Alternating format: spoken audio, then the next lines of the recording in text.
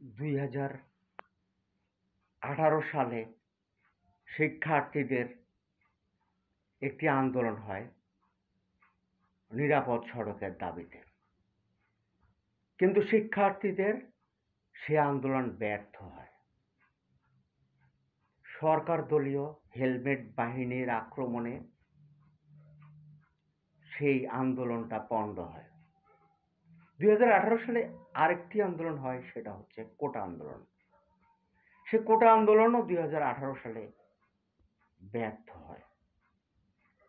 2024 সালে এসে সেই কোটা আন্দোলন পুরা রাষ্ট্র, সমাজ সবকিছুই পরিবর্তন করে দেয়, কিন্তু সড়ক রয়ে গেছে অরক্ষিত।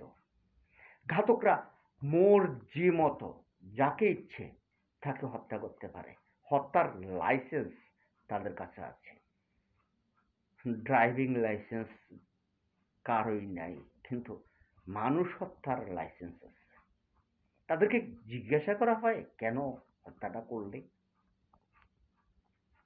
এই 50 বছরে একটি ঘাতকের সাজা হয়েছে এমন কি নজির আছে?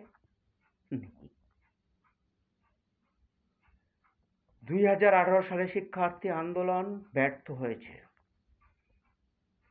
আজ শিক্ষার্থীরা রাষ্ট্রের দায়িত্বে আছে অনেকে, তাই শিক্ষার্থীরা এখন আর আন্দোলন করার প্রয়োজন নেই, তাই সড়ক আন্দোলন হচ্ছেই না। কিন্তু এমনও তো হতে পারে স্বজন হারানো পরিবাররা স্বজন হারাতে হারাতে হারাতে হারাতে যখন বাঁচার ইচ্ছেটা শেষ হয়ে যাবে, তখন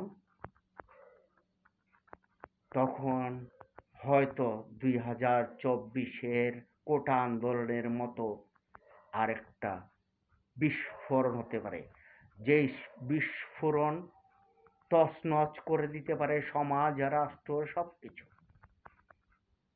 তাদের দাবি একটি মাত্র, রাষ্ট্র ক্ষমতা নয়, সমাজের ক্ষমতা নয়, মন্ত্রী, এমপি, উপদেষ্টা নয়, শুধুমাত্র নিরাপদ সড়ক। এবং এমন একটি আইন করতে হবে যেখানে ঘাতক মানুষ মারলে তার অবশ্যই সাজা হবে এবং মালিকদেরও সাজা হবে। কারণ মালিকদের সাজা হচ্ছে না, কারণ নীতি নির্ধারক সকলেই গাড়ির মালিক, তারাও চায় না যে সড়কের কোনো আইন হোক, কারণ তার ওয়াইফও তো গাড়ি নিয়ে বের হয়ে কেউ হত্যা করতে পারে, তখন কি হবে?